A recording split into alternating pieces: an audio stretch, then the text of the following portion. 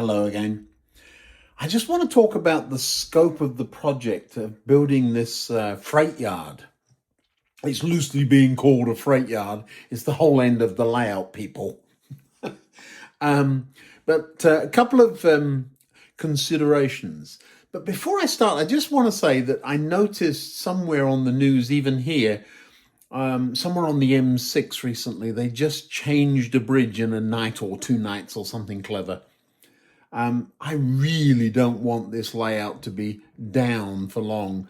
So when I cut, I want to be able to run the trains again, at very least within a day or two, okay? So that's one of the criteria. Let's just take a quick look though. This is the board we're replacing. The baseboard down there is just fine. That's all right. But the upper level needs to be changed. While we're at it, we'll get into why in a minute, but while we're at it, what are we going to do on the bottom level? There are only two places. One is there, and the other is down here on the layout where I haven't used FlexiTrack. I've used SetTrack. This is second radius, that's third. This then is the tightest visible curve on the layout, and I'd like to ease it. If we look at the other end of that, where it goes back around to the main station, look at that lovely sweeping curve there. But you see, it doesn't end up here, it ends up over there.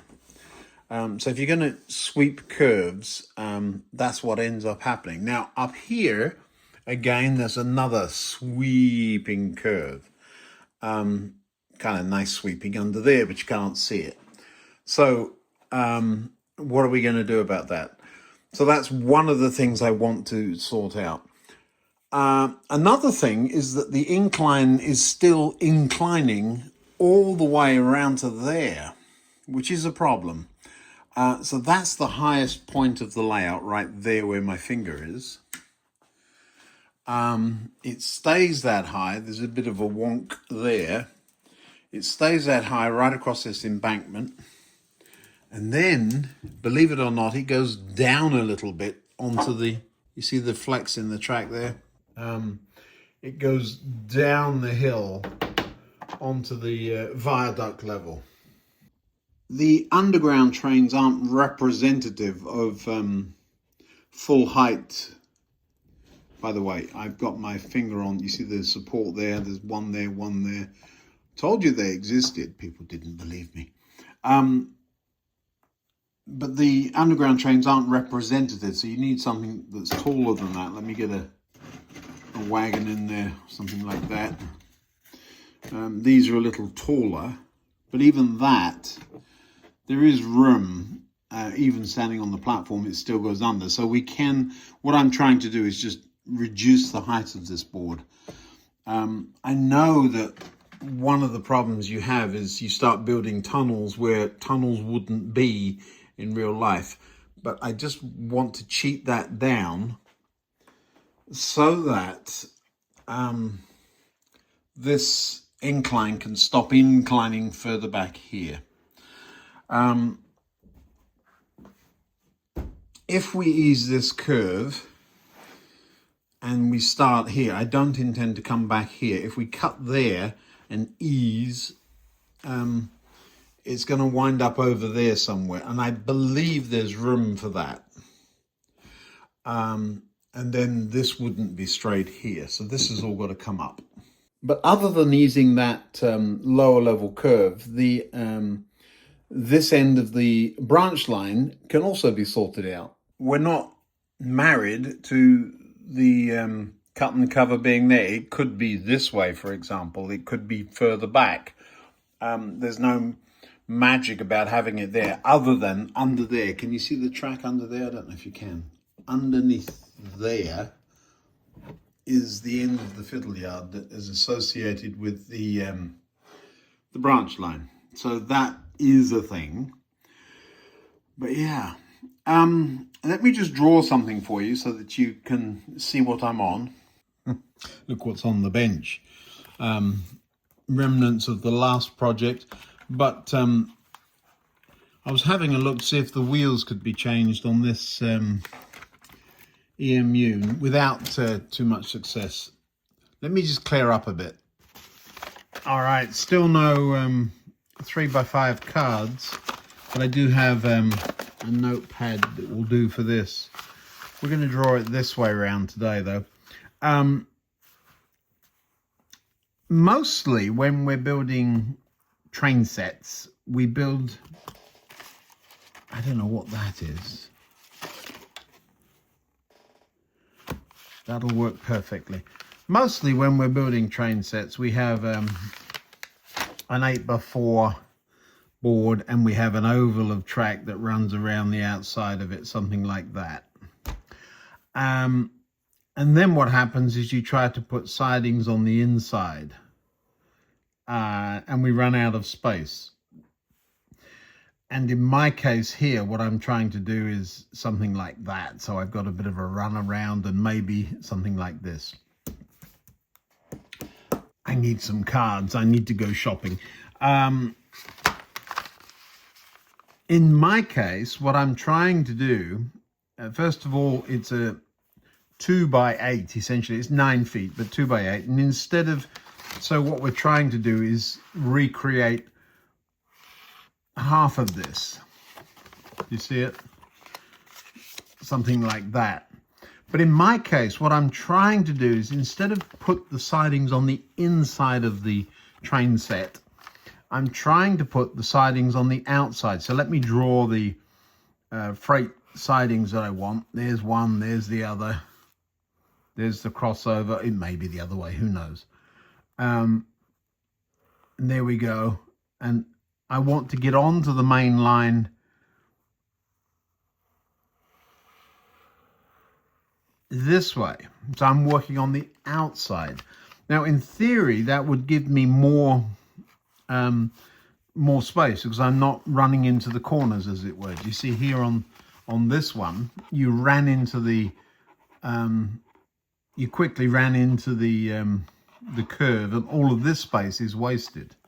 Where on this one, we're right off, we can go all the way to the edge of the board, as it were. Let me show you on the board why that's a problem. The first thing is we've got this visible part of the branch line, which I'm not opposed to losing. I think that's the only curved point left on the layout. There was another one. Where was the other one? I think it was right there, you know. There were 1, 2 of them. Something happened down there and they didn't work. The point is that the layout currently does go all the way to the corner. And what I'm saying is bring that this way so that these tracks would then curve here. They've got to clear this. And I really don't want to be curving on the incline. So whatever the incline is at that point, it would mean the curve would start there. I'm looking here at the top of the train, and it's very close to not clearing that. So we would have an issue there. So we would have to bring those. Well, look where I'm going. You see, I'm heading that way. And to ease that curve, I don't want to be heading that way. I want to be curving here. So curving off here to ease the curve. Well, now look where my hand is. I'm at the back of the board. So curving off and coming this way.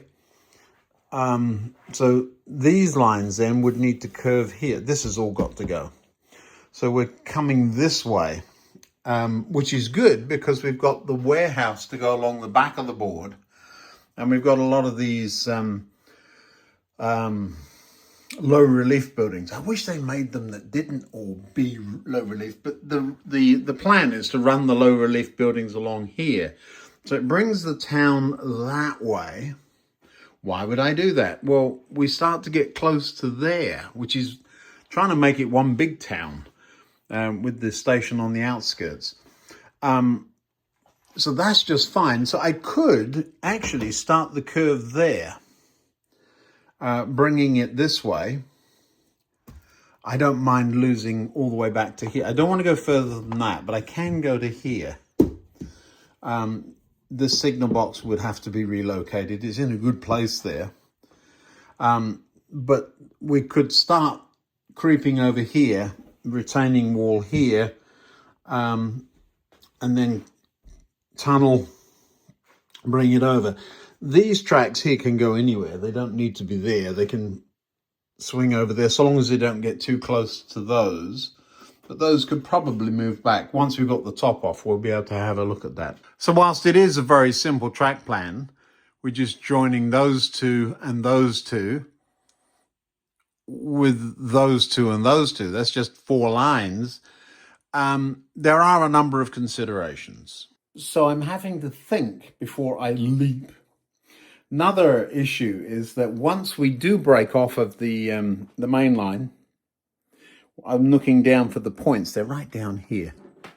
We've got a bunch of points. How do you buy points before you know what you're doing? Well, I do know what I'm doing. I just don't know how we're going to do it. Somewhere there, or am I going to go further back? But there has to be a straight part for these to work. Single slip. So, but look where I am already. If I come around the corner and do it there, I've just lost 2 feet. We're at the edge of we're level with the edge of the board. So we're down to 7 feet. So I would really like to get this back there. But I can't, because now there's a wall there. And we're going to start getting into sharp curves. The further back we go, the better. But yeah, do you see it? So there's a number of considerations to consider. Certainly the upper deck is much more complicated than the lower, but I need a clean sheet of all of this before we can really do much. The first thing, I mean, this is just scenic. There's nothing that's running up there. There is a track, of course, for the tram. Can decide, am I going to put that back? But if I do, it will be on the lower or the mid-level. There's not going to be an upper level anymore. This whole low, middle, upper was all very clever. Well, it was actually lower, middle, upper. It's all very clever and it looks all very fun, but it's completely impractical. I think probably when this is all gone, it's going to make the layout look bigger because you're going to be able to see from front to back. Even though I have 9 feet by 2 feet, that's essentially a good chunk of it is taken up by these curves, certainly at the lower level. There's not much I can do there. And getting the incline from there around and then away from the back will be interesting too. I don't mind the rails cutting right through the scene at all, but I don't want the appearance of just bunches and bunches of track. I really want the freight yard this end, even though it's coming off at that end. I am committed to it coming off here, somewhere here, because the run for that will be that way around and back, so that the freight trains actually never have to negotiate the incline at all. Inclines and model railways should be banned from each other. I was so clever and I got such a shallow incline, but still I have trains that struggle on that. I think it's, we did measure it recently, didn't we? It was between 1 in 50 and 1 in 70. It's somewhere there. It needs to be 1 in 100. But look at the length of this thing. It goes from there all the way to here and around the corner. Yeah, far. Won't ever do it again. If I ever build another layout, no inclines. So that's the game we're playing. We're going to have to really get on with starting to remove stuff. But shopping list is first. I've got the points. I think I have all the points I need. I have a box of track. There's a representative piece. At least I got about 20 pieces of it. So we have plenty of track. So track were no problem.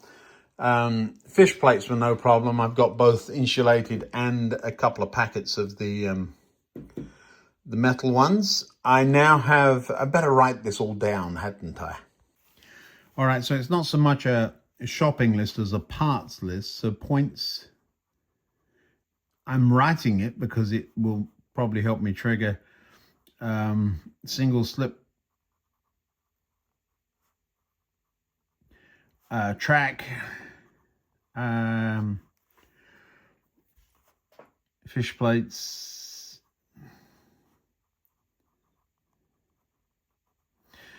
what else? Oh, block detection.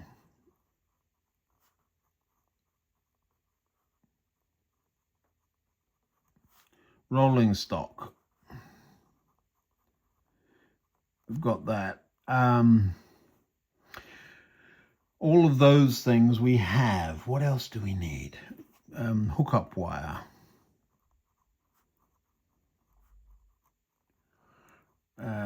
You're watching me write a list in writing that you probably can't read. It's fine. I'm thinking out loud here. Signaling. What am I missing? Point motors. Points. Motors. Track plan.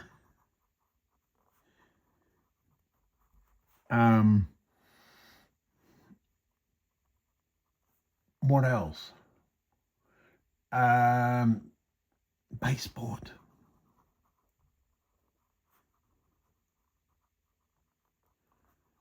We haven't got that.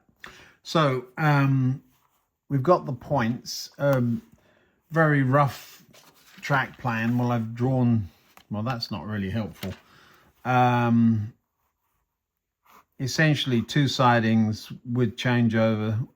These are, I don't remember whether I decided on right or left-handed. Onto the main line. So right hand, we've got the right-handed pointage, if I stop and think about it. So something like that. So point motors, those are always 2. That's a pain. 3, 4, 5, 6, 7. Let me just count the points. 2, 3, 4, 5, 6, 7. Yeah, we have the right number of points. So 1, 2, 3, 4, 5, 6, 7. I'm counting the slippers too. So I need 7 point motors. Another thing with point motors, I can't just say, okay, booyah, here we are. I'll show you. Here's the closest equivalent to the cutout or turnout that I have. This is a left-handed, it's a right-handed going the other way at the other end. There's a single slip, there's a point. This is left-handed going off to the left. So this would, if you mirror image this is going off, let's say, to the freight yard. It's actually going off to the lower deck. It comes out down here. And that incline, remarkably successful. It starts here. It is slightly lower here, remember. It just clears the roof of the train there. It goes all the way to the end of the layout there, and it's already halfway down there, and then goes all the way around the circle to here at a very appropriate angle. So I enjoy that incline. So if you're going to do it, do it that way. And yes, I know inclines struggle more on curves. Why did I show you this? Oh, I know. It's because in that hole there, people have often said, why didn't you fill it in? Because I'm going to rebuild the tunnel mouth. Now I'm going to show you in through that hole. I've moved the tunnel mouth back a bit. Can you see the Winston Churchill back there? And the 2 tracks for the fiddle yard. Well, look at the point motor. You see that? There's room for it. But that's the point motor for that point. If I can push the camera, can I get it in there? I might, you know. But if you push in, do you see the other 2 back there? Can you see the point motor there? Look how close that is to the track. And there's a point right there as well. So in front of the locomotive to your left, the two tracks join together. And that point motor up there, I could take the hillside out to show you this more evenly. Come on, I'll do that. So we're talking about under here. There we go. So now you can see the, well, there's the schools. It's been in there a while. So there's 3 roads of a fiddle yard and the 4th one over the back that doesn't connect to this. And then there's 2 point motors. Do you see them for the single slip? Now let's have a look, see how close they get to the track. Yeah, I think you're getting the idea here. Let me get past this bolt.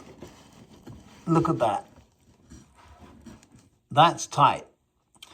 And so that is what we're up against. There's only just enough room for the cabling underneath them too. So it's a really tight setup.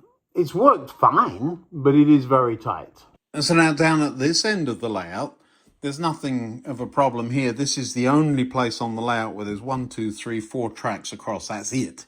So there's nothing under there. So we can move these around. And so we're going to get the initial turnout and the 2 slips. So 3 of the 7 point motors are well clear.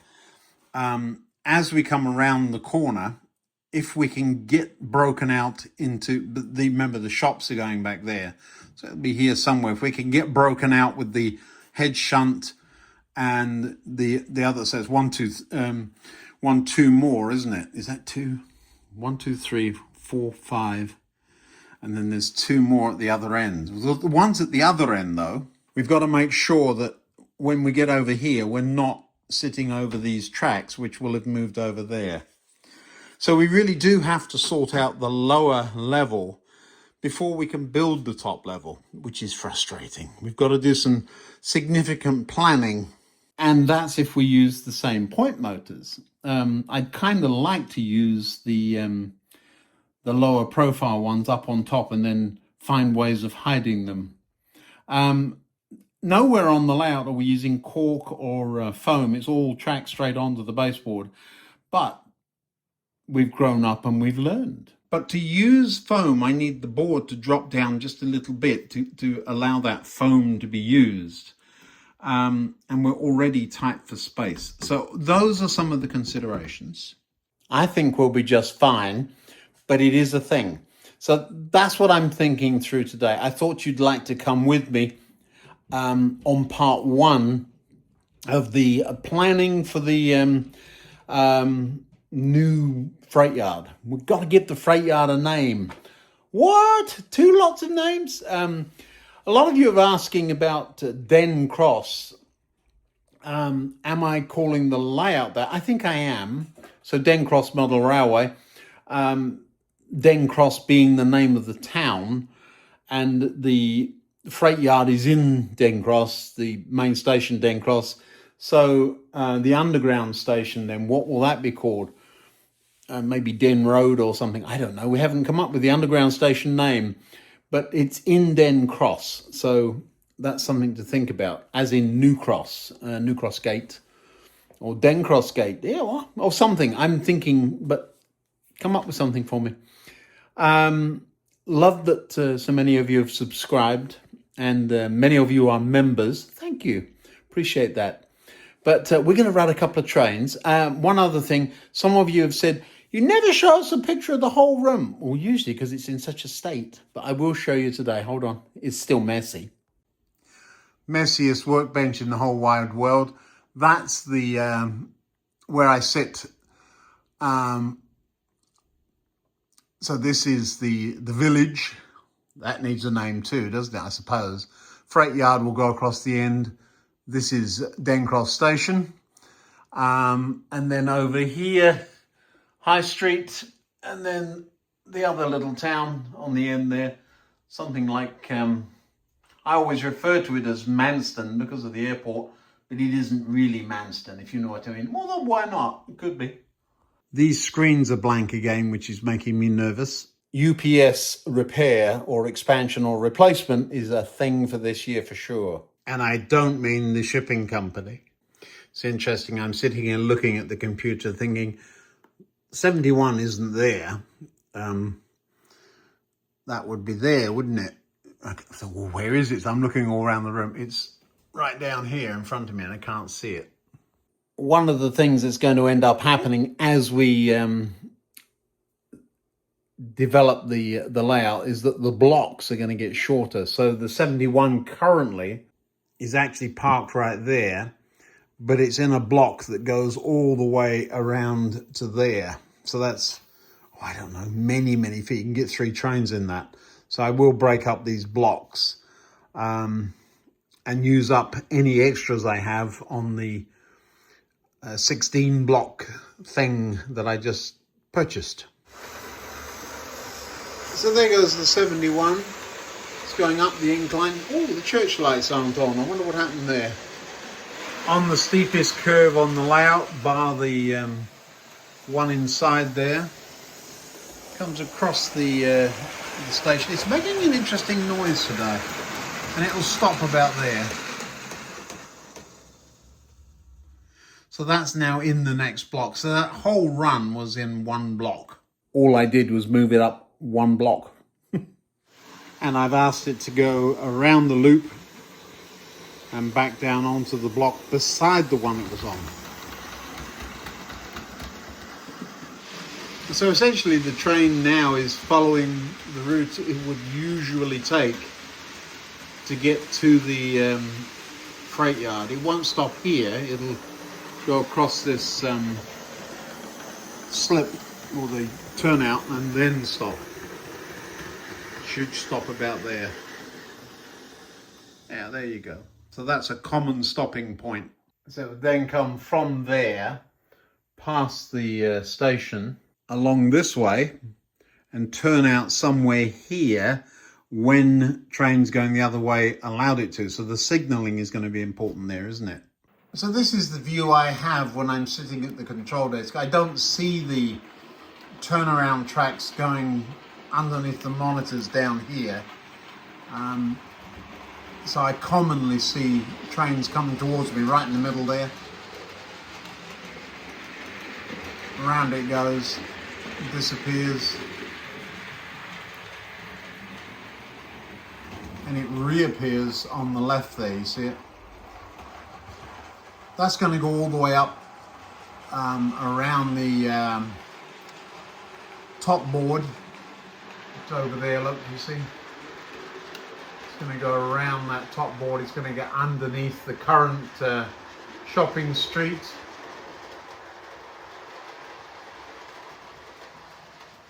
Pop out there.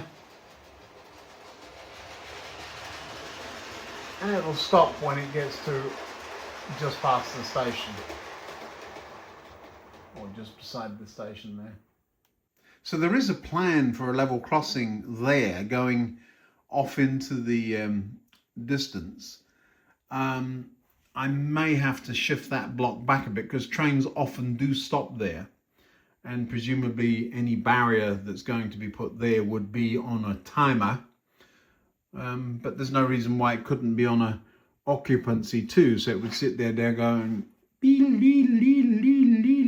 forever. But that is commonly where those trains stop, and the counterpart stops there. Now what I've done is asked the steam engine to take one block forward. That's it. So it will just move one block section forward. It'll go across the single slip into the loop, but it should stop right there. There you go. So it's stopped with space. So another train behind it can go down there. So the freight trains would do the same thing. They would come along, they would stop here at a signal beside the airport there and just sit and wait before they enter the loop, turn around, come back the other way. There's no block here, this side. It just goes. So once it starts, the next stopping point would be there. I'm going to ask that to go one block forward and we'll see what happens. So it'll take off, of course. That's the block detection, just it's now in the block. And it'll stop there. Even though that block runs all the way from there, all the way around the layout, all the way down the incline to about where the monitors are. It stops over there. So that's a huge block. So we will divide that. But you could see that that would be stopping right about where the junction is. So it would have just stopped right before the junction or something like that. I'm busy talking to a camera that isn't on. You didn't miss much. So that's what we're working with. I thought you'd like to see some of the current block detection and how the trains stop and where they stop, and why you sometimes see trains sitting in those spots. But once we get on with this layout behind me here, think of it as an out and back layout within the context of a much bigger layout. So the out and back will come out of there, go around the airport and back again. Thanks for watching. Another video up here. Consider subscribing. Like if you like it. That helps a lot. I hope you're going to enjoy the build process. It's going to be many videos, I'm quite sure. Thanks for watching. See you next time.